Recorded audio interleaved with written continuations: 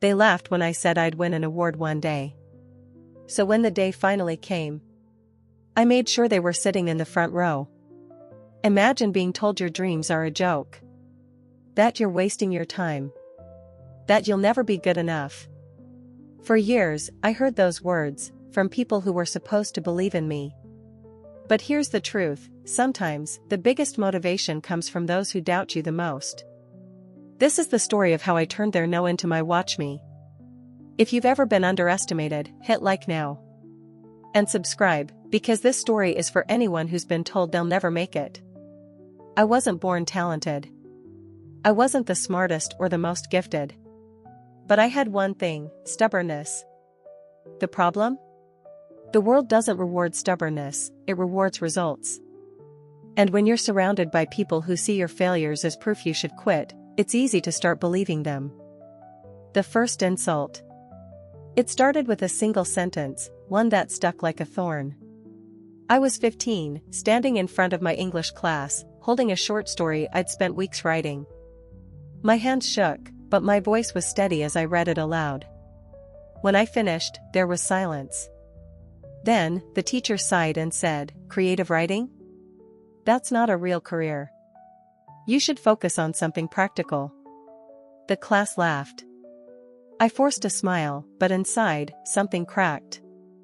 That moment became a fork in the road, either I let their words define me, or I used them as fuel. At the time, I didn't realize how common this was, how many people hear some version of "you'll never make it" and let it steer their lives. But here's what I learned later, criticism from authority figures cuts deeper because we're wired to trust them. A classmate's joke fades, but a teacher's dismissal?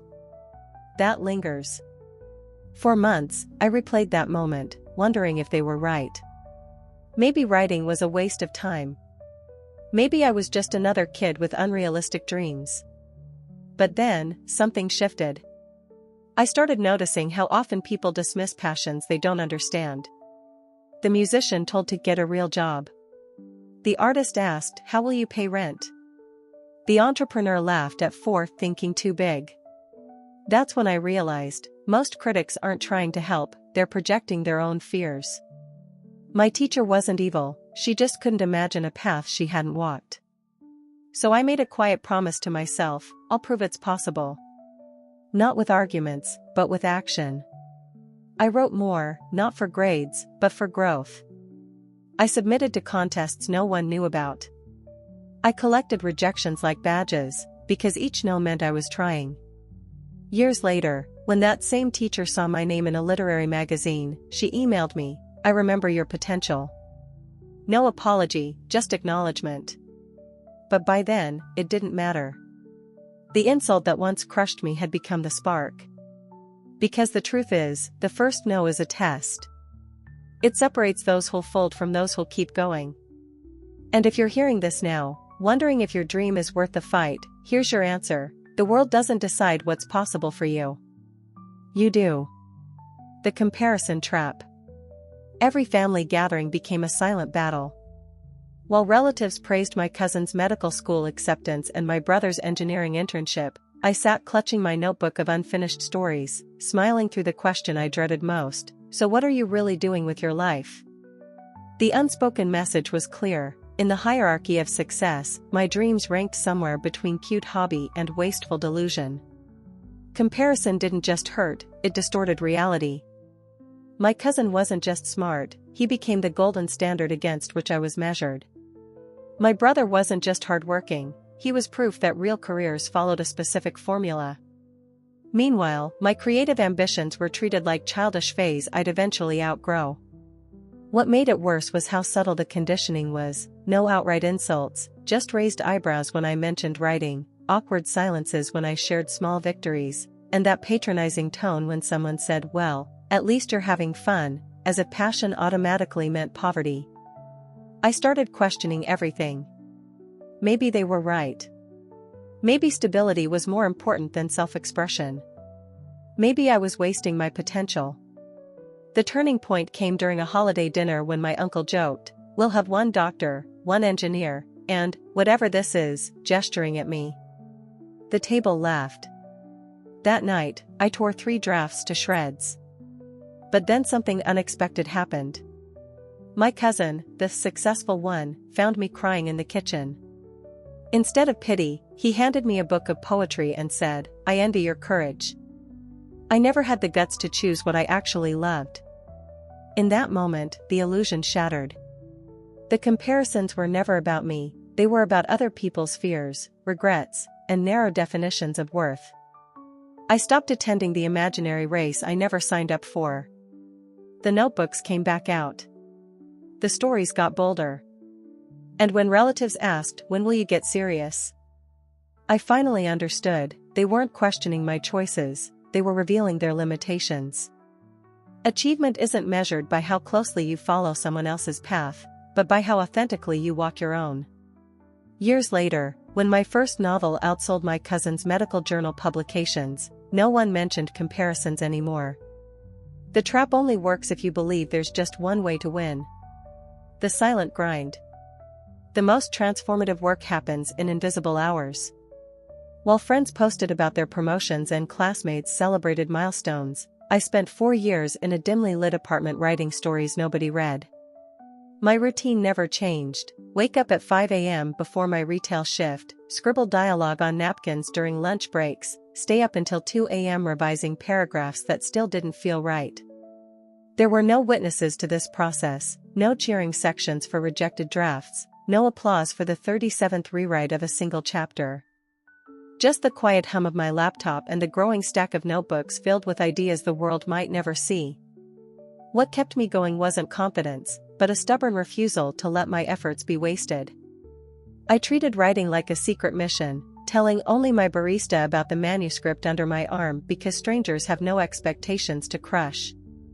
The hardest part wasn't the work itself, but the psychological toll of creating without validation. Social media became a minefield, every engagement announcement and career update felt like a timer ticking down on my own relevance. Birthdays were particularly brutal when relatives asked, "Are you published yet?" with the same tone others might ask, "Are you still unemployed?" But in that isolation, something unexpected took root: true craftsmanship. Without an audience to perform for, I wrote for the pure love of it. The sentences grew sharper. The characters deeper. The stories truer.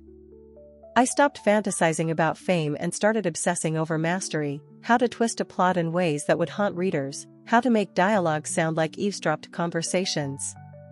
Those lonely years taught me the real difference between wanting to be a writer and becoming one. Anyone can enjoy applause, but only those who endure silence discover why they're truly creating. When the first acceptance letter finally came, it wasn't some magical transformation, just a quiet confirmation that the work had been worth it all along. The world only sees the breakthrough, never the 1,000 uncelebrated hours that made it possible.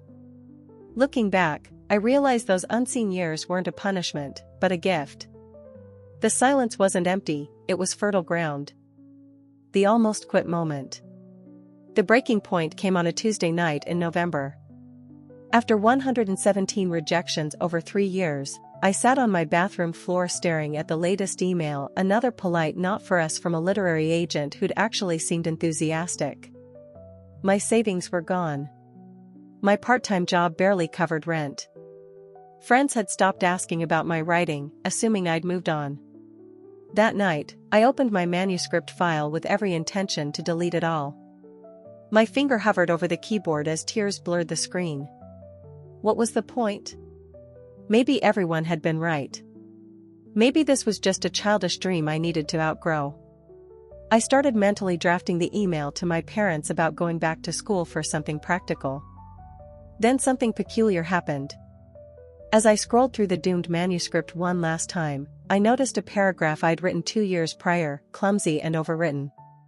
Without thinking, I began editing it. Then the next paragraph. Then the next page. 3 hours later, I was still working, caught in that strange flow state where time disappears. That's when I understood the terrifying truth: I couldn't quit. Not because I was guaranteed success, but because writing had become my oxygen. The rejections hurt because the work mattered, not because I'd failed. Failure would have been giving up on something I couldn't live without. I closed the file without deleting it. The next morning, I took a temp job at a law firm to pay bills but kept my pre-dawn writing ritual. Something had shifted. I was no longer writing to prove others wrong or to achieve some external validation. I was writing because the stories in me demanded to be told, whether anyone ever read them or not. That bathroom floor moment became my secret touchstone. Whenever new rejections came, and they did, I remembered that even at my lowest point, my fingers had instinctively reached to create rather than destroy. That's how I knew this wasn't just a career path, it was my nature. The world might never validate my work, but I'd rather die knowing I honored my calling than live wondering what if. Quitting would have been logical. Continuing was an act of faith in myself, in the process, in the mysterious alchemy that turns persistence into destiny. The first yes. The email arrived at 3:17 p.m. on an otherwise ordinary Wednesday. I nearly deleted it unread, assuming it was another rejection or worse, some spammer pretending to be interested in my work. The subject line, submission response, had conditioned me to expect disappointment. But this one was different. The first sentence stopped my breath. We'd love to publish your story in our next issue. For 60 seconds, I just stared at those words, waiting for the punchline, the catch, the inevitable just kidding that never came. My hands shook scrolling through the contract details, actual payment, an editing timeline, a publication date. This wasn't some vanity project, a legitimate literary magazine wanted my words. I read the email 14 times before it felt real. The validation should have been sweet, but instead it unleashed a storm of conflicting emotions. Part of me wanted to run through the streets screaming. Another part waited for them to realize their mistake and retract the offer. I'd fantasized about this moment for years, yet nothing prepared me for how profoundly unsettling success could feel after so much rejection. That night, instead of celebrating, I lay awake analyzing every word of my accepted story, suddenly convinced it wasn't good enough. What if this was a fluke? What if I couldn't do it again? The fear of being exposed as a fraud nearly outweighed the joy. But when the contributor copies arrived 3 months later, holding that magazine with my name in print made the years of struggle crystallize into perfect sense. That single yes didn't just validate my work, it validated every silent hour, every sacrificed weekend, every time I'd chosen my craft over comfort. Interestingly, the publication changed almost nothing externally. No sudden opportunities flooded in. Friends and family offered polite congratulations before moving on to other topics. But everything had changed internally. That first acceptance became proof I could trust my instincts, that the gatekeepers weren't completely impenetrable. Most importantly, it taught me that success isn't a door that opens, it's a series of tiny cracks in the wall you've been pounding on for years, until one day, light finally gets through. The betrayal. Success has a way of revealing who truly wants the best for you. When I shared news of my first publication with someone I considered a mentor, their response cut deeper than any rejection letter. Don't let this go to your head, it's just a small magazine. That carefully crafted sentence, disguised as concern, carried the unmistakable venom of resentment. What should have been a moment of shared celebration became a lesson in how some people need you to succeed, but only just enough to validate their advice, never enough to surpass their own achievements. The backhanded compliments piled up over the following months. How cute that they paid you, from a colleague. I knew you had potential, from a relative who'd mocked my writing for years. Each remark carried the same unspoken message: stay small, stay grateful, and whatever you do, don't outshine the very people who doubted you. The most painful realization wasn't their lack of support, but how their reactions forced me to reevaluate our entire history. Those helpful critiques now revealed themselves as subtle sabotage. The realistic advice was really about keeping me in my assigned place. I stopped sharing my victories with certain people, not out of secrecy, but self-preservation. Their discomfort with my progress taught me more about human nature than any writing workshop ever could. Some relationships survived this test, the friends who celebrated without envy, the mentors genuinely thrilled to see me fly. But others withered under the spotlight of my growing confidence, unable to reconcile the person they'd pigeonholed with the writer I was becoming. Looking back, I understand their fear. My success didn't just challenge their opinion of me, it forced them to confront why they'd settled for less in their own lives. When someone you've labeled the dreamer starts achieving what you told yourself was impossible, it doesn't just shake your perception of them, it shakes your perception of yourself. That betrayal, painful as it was, became the final push I needed to stop seeking approval from those who'd never genuinely wanted me to win. The greatest freedom came when I stopped measuring my accomplishments against their limited imaginations. The decision. There comes a pivotal moment when you realize not everyone deserves access to your dreams. For me, it happened when I caught myself hesitating to tell a friend about a new writing opportunity, already anticipating their helpful skepticism disguised as concern. That's when I knew I had been censoring my own potential to make others comfortable. The decision wasn't dramatic, no confrontations or declarations. Just a quiet shift in how I moved through the world. I stopped announcing my plans to people who'd proven they couldn't celebrate them. No more sharing draft deadlines with chronic pessimists. No more seeking validation from those who'd made it clear they preferred me struggling rather than succeeding. This wasn't about secrecy, it was about sovereignty. Protecting my creative space became more important than appeasing doubters. I created new rituals instead, journaling about wins before sharing them publicly, sitting with my own excitement before letting others water it down. The transformation was gradual but profound. Without the static of constant judgment, my work deepened. Ideas flowed more freely when they weren't preemptively shaped by imagined criticism. I discovered the power of quiet proving, letting results speak instead of announcements. Some noticed the change, accusing me of becoming distant or arrogant. But this wasn't isolation, it was intentional curation.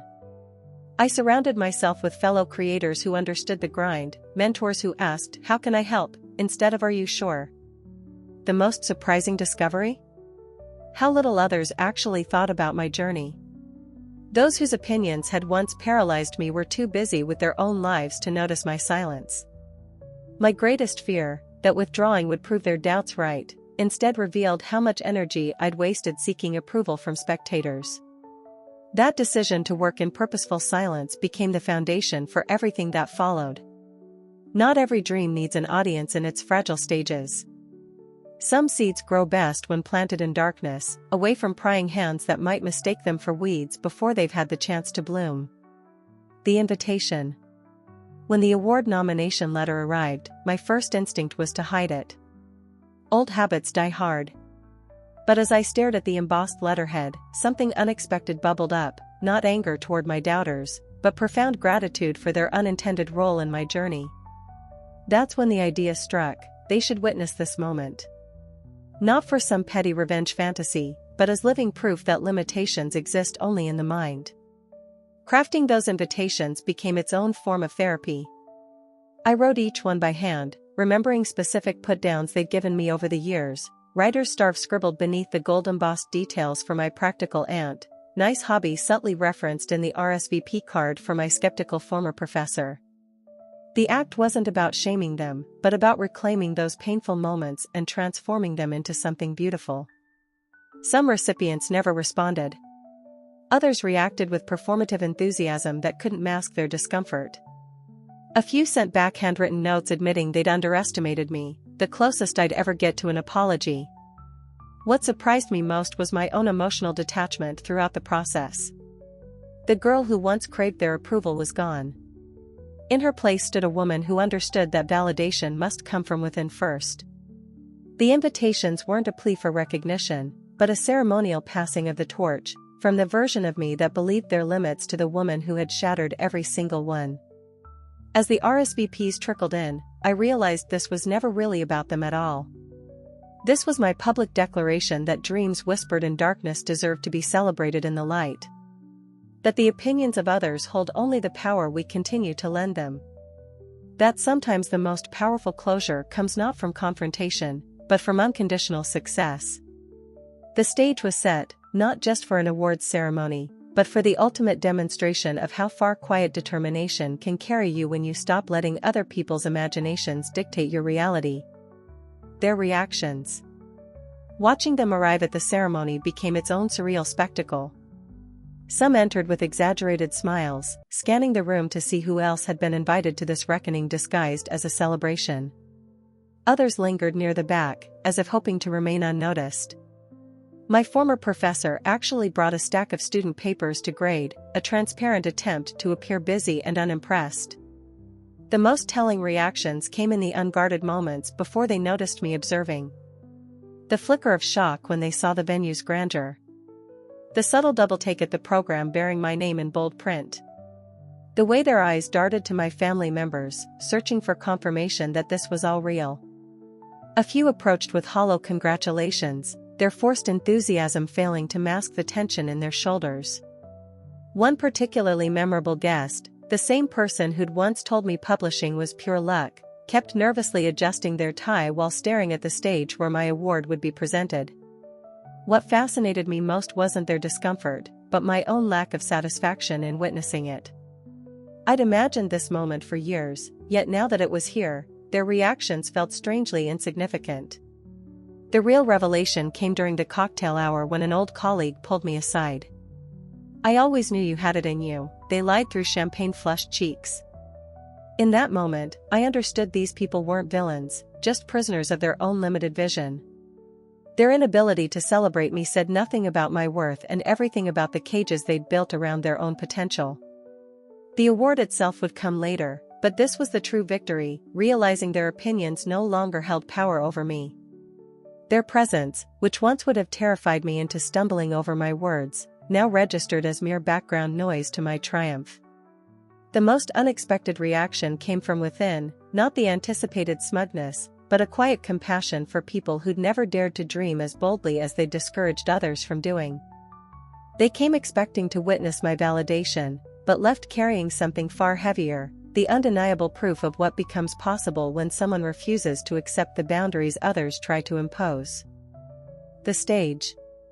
The walk to the podium felt like moving through a dream in slow motion. The weight of my heels sinking into plush carpet, the sudden brightness of stage lights replacing the dim glow of table candles, the expectant hush falling over the room, every detail etched itself into my memory with surreal clarity. As I adjusted the microphone, my eyes briefly met those of my most vocal doubters sitting uncomfortably close to the front. Their expressions held a fascinating tension, part apprehension, part reluctant awe, as if watching some natural phenomenon they couldn't explain but were forced to acknowledge. The speech I'd rehearsed for weeks suddenly felt inadequate. In that suspended moment before speaking, years of struggle condensed into a single truth: this wasn't about them anymore. The trophy waiting on the pedestal wasn't a weapon to wield against skeptics, but a testament to the version of me that kept going when every logical reason said to quit. When my voice finally broke the silence, it carried a steadiness that surprised even me. There were no dramatic call-outs, no triumphant "I told you so" moments crafted for their benefit. Instead, I spoke about the invisible labor behind creative work, the silent hours when no one cheers, the resilience required to believe in something no one else can yet see. My words weren't meant to shame them, but to liberate anyone listening who'd ever been told their dreams were foolish. The most powerful moment came unexpectedly, not during my prepared remarks, but in the spontaneous pause when I lifted the award. The room's energy shifted palpably as light caught the engraving of my name. In that glittering reflection, I saw not just my own journey, but every buried aspiration represented in that audience. Some attendees avoided my gaze, others nodded with tear-filled eyes, but all bore witness to an irrefutable truth: potential cannot be measured by another's limited imagination. Walking off stage, I realized the award wasn't the finish line they'd assumed, but merely the first visible milestone in a race they never realized I was running. Their presence, once so symbolically important, now felt incidental to a victory that had always been about outgrowing my own self-doubt rather than proving them wrong. The stage lights hadn't just illuminated me, they'd exposed the shadows where small thinking goes to die. I held the trophy, looked at the crowd, and said, "They told me I'd be nothing. Tonight, this award says otherwise." The room went silent. Then, applause. Not just for me, but for every person who's ever been doubted. This isn't just a story about winning an award. It's about what happens when you refuse to let someone else's opinion become your reality. Doubters will always exist, but their words only have power if you give it to them. Every no can fuel your yes. Every laugh at your dreams can be the push you need to prove them wrong. Success isn't about talent, it's about outlasting the critics. So the next time someone says you'll never make it, smile. Because the best revenge isn't anger, it's achievement. And when your moment comes, you won't need to say a word. The results will speak for themselves. If this resonated with you, smash that like button. Subscribe for more stories about turning doubt into fuel. Your support means everything. The world will try to define you. Don't let it. Write your own story, then invite them to the last chapter.